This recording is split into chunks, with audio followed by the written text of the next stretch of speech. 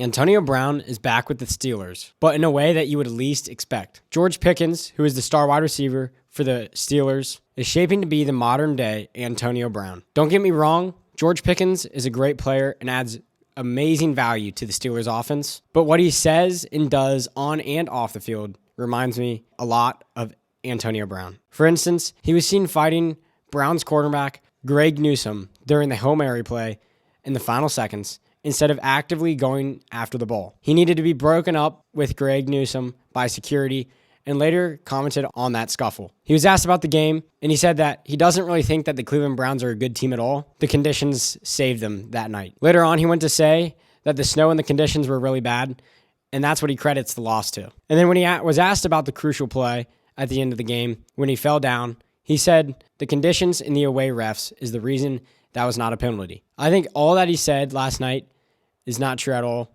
Everybody plays in the same conditions. The Steelers should have beat the Browns, but they didn't.